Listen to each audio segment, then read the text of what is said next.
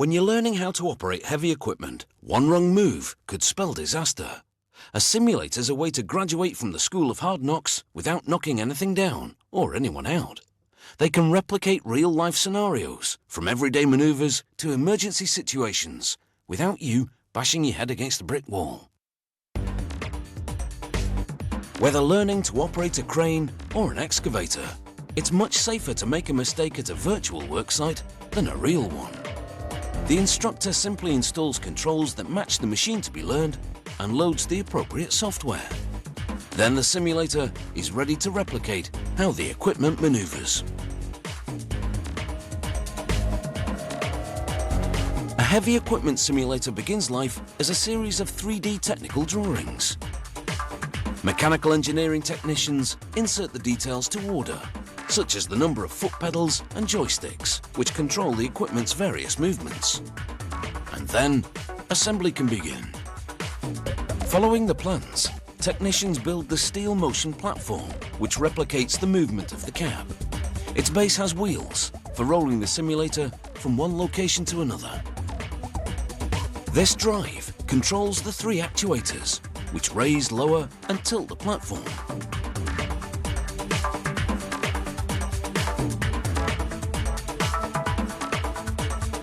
Once the technicians have installed and wired up all 3 actuators, they install the platform cover.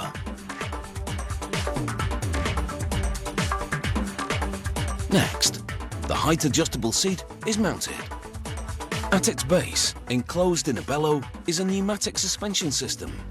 This makes the seat realistically bounce or jerk in response to the action being simulated. Meanwhile, the simulator's control box is being assembled. The joystick controller is mounted and its wiring is connected to a cable inside. The cable leads to a connector on the base of the box. The connector simply plugs into the motion platform, right next to the operator's seat. The box attaches with large screw knobs, easy to disconnect should the control box need to be switched from, say, one for a crane to one for an excavator. The foot pedals are mounted to a separate platform. Just like the control box, they're attached with 2 screws. The idea is to be able to easily switch this pedal platform for a different one. The simulator's cab is now fully assembled, and it moves just like a real one.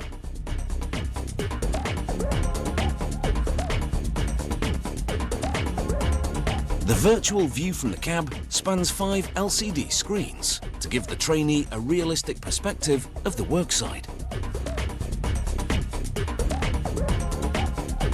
The screen supports, and then the screens are installed.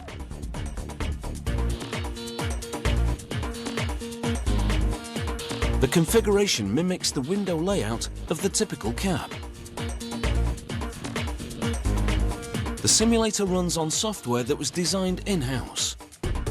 It's possible to customize it further to a specific make and model of equipment, or to simulate specific scenarios that might arise on a particular worksite.